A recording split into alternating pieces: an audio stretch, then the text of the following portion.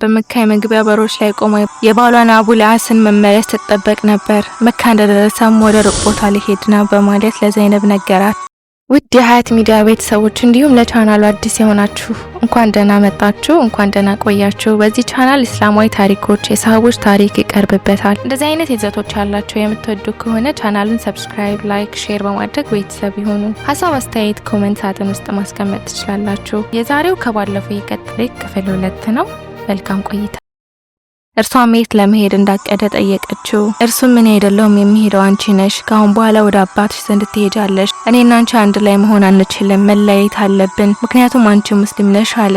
ዘይነብ ሙስሊም በመሆን እኔ ጋር አብረህ አትመጣም በማለት ተማጸነችው። እርሱ ግን ፈቃደኛ ሳይሆን ቀረ። እናም ዘይነብ ልጆቿን በመያዝ ወደ መዲና ተጓዘች።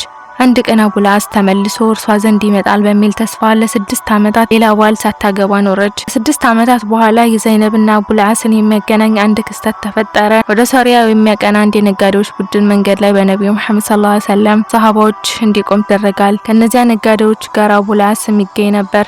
መንገደኞቹ በድንገት ከጉዟቸው ሲገቱ አቡል አስም ያመልጣል። መንገድ ላይም የዘይነብን መኖሪያ ቤት በማጠያየቅ ይደርስበታል። የሱብህ ሶላት ከመድረሱ ጥቂት ቀደም ብሎም የዘይነብን ቤት ያገኘዋል። በሯንም ሲቆረቆር ዘይነብ ረዲየላሁ ዐንሃ ራሷ ትከፍትለታለች። ወዲያውኑም እስልምናን ተቀበልክ የሚል ጥያቄ ታቀርብለታለች። እርሱም አልተቀበልኩም፣ አሁን አንቺ ዘንድ የመጣሁት አምልጬ ለመደበቅ ነው። ዘይነብም ሙስሊም መሆን ትችላለህ በማለት በድጋሚ ተማጽኖ ስሜት ጠየቀችው። ነገር ግን የአቡል አስ መልስ የተለመደው አሉታዊ ነበር። ዘይነብም ምንም ጭንቀት አይግባህ፣ እንኳን በደህና መጣ ያጎቴ ልጅ፣ እንኳን በደህና መጣ የልጆቼ የአሊና የኡማማ አባት በማለት ተቀበለችው። ነብዩ መሐመድ ሰለላሁ ዐለይሂ ወሰለም የሱብህ ሶላት ሰግደው እንዳበቁ ከመስጂዱ በስተጀርባ በኩል አንድ ድምጽ ተሰማ። ነብዩና አብረዋቸው የሰገዱት ሰዎች የሰሙት ድምጽ አቡል አስን ኢብኑ ረቢዓ ነጻ አውጥቻለሁ፣ ለዘይነብ ለአቡል አስ ነጻነትን ሰጥተዋለች የሚል ነበር። ነብዩ መሐመድ ሰለላሁ ዐለይሂ ወሰለም እኔ ሰማሁት እናንተም ሰምታችኋል ሲሉ ጠየቁ። በዚህ ጊዜ አጠገባቸው የነበሩት ሁሉ መስማታቸውን ገለጹ። ዘይነብም ንግግሯን በመቀጠል የአጎቴ ልጅ የልጆቼ ደግሞ አባት ነው፣ እናም ነጻ አውጥቻለሁ አለች። በዚህ ጊዜ ነብዩ ሰለላሁ ዐለይሂ ወሰለም ከተቀመጡበት በመነሳት እናንተ ሰዎች ወይ ይህ ሰው ጥሩ የልጅ ባል ነበር፣ ቃሉን አጥፎ የማያውቅ በመሆኑም በላይ ምንም አይነት ሐሰት ንግግር አይታወቅበትም። እናንተ የምትቀበሉን ከሆነ ገንዘቡን በመመለስ ወደ ፈቀደበት እንዲሄድ ሸኘዋለሁ። ሐሳቤን የማትቀበሉት ከሆነ ግን የምትሹትን ልትወስኑ ትችላላችሁ። በዚህ ውሳኔያችሁ የተነሳ እኔ ዘንድ በእናንተ ላይ ምንም አይነት ቅሬታ አይኖርም በማለት ተናገሩ። ሰሃቦችም ነብዩ ሰለላሁ ዐለይሂ ወሰለም በሐሳቡ ተስማሙ። ነብዩም አንቺ ነጻ ያወጣሽውን ሰው ነጻ ለማድረግ ተስማምተናል ሲሉ ለዘይነብ ነገሯት። ከዚያም ነብዩ ሰለላሁ ዐለይሂ ወሰለም ዘይነብ ዘንድ በመሄድ ይህ ሰው ያጎት ልጅ እንዲሁም የልጆችሽ አባት ነው፣ ቸር ሁኚለት። ነገር ግን ይህ ሰው ላንቺ የተከለከለ በመሆኑ አጠገብሽ እንዲደርስ አትፍቀጂለት ሲሉ መከሯት። እርሷም ያልከኝን ሁሉ አደርጋለሁ በሚል መለሰችለት። ወደ ባሏ ዘንድ በመሄድም አንተ አቡል አስ ሆይ ምንም ያህል አንናፍቅህም፣ ለምን ሙስሊም ሆነህ ከኛ ጋር አብረህ አትኖርም በማለት ጠየቀችው። ነገር ግን አቡል አስ ጥያቄዋን ሳይቀበለው ቀረ። እናም ገንዘቡን በመቀበል ወደ መካ ተመለሰ። መካ እንደደረሰም እናንተ ሰዎች ሆይ ይሄው ገንዘባችሁን ተረከቡ፣ የቀረ ነገር አለ ሲል ጠየቀ።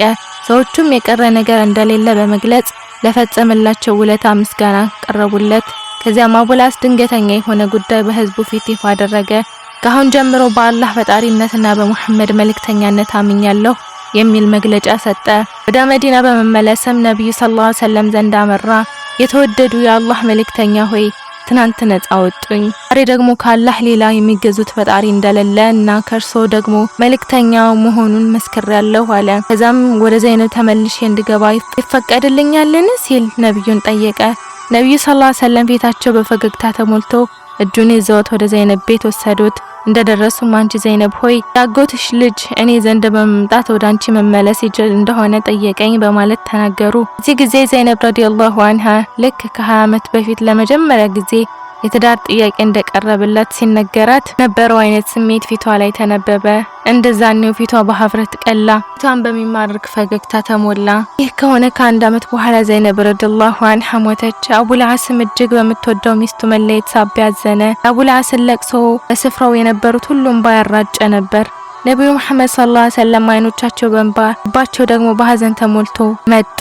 የዘይነብን ሞት ተወዳጇ ሚስታቸው ኸዲጃን አስታወሳቸው። የዘይነብን አስክሬን ከበው ለነበሩት ሴቶችም 3 ጊዜ ጠቧት፣ በሶስተኛው ተጥበት ላይ ሳሙና ተጠቀሙ አሉ። ነብዩ ረዲየላሁ ዐንሁ አስክሬን ላይ ሶላት ከሰገዱ በኋላም ተፈጸመ። አቡላስም ወደ ልጆቹ አሊና ኡማማ በመሄድ እቅፍ ውስጥ አስገብቷቸው በተወዳጇ ሚስቱ መለየት ስቅስቅ ብሎ አለቀሰ። የልጆቹን ፊት ከዓይኑ በሚጎርፈው እንባ አረጠበው። አልዓስን ሐዘንና ለቅሶ መሪር ከመሆኑ የተነሳ ሲያለቅስ ነብዩ መሐመድ ሰለላሁ ዐለይሂ ወሰለም ሳይቀር ያስለቅስ ነበር። እናም አቡላስ አላህ ወይ ዘይነብ ውጪ ህይወትን መቋቋም አልችልም ያለ ይናገር ነበር። አቡላስ ዘይነብ ካለፈች ከ1 አመት በኋላ ሞተ ረዲየላሁ ዐንሁማ። እዚህ ድረስ አብራችሁኝ ስለነበራችሁ አመሰግናለሁኝ። ሀሳብ አስተያየት ካላችሁ ኮሜንት ማስቀመጫው ላይ ኮሜንት ሳጥን ውስጥ ላይ ማስቀመጥ ትችላላችሁ። በሌላ ፕሮግራም ገና ድረስ መልካም ሰንብት። ሰላም አለይኩም ወራህመቱላህ ወበረካቱ።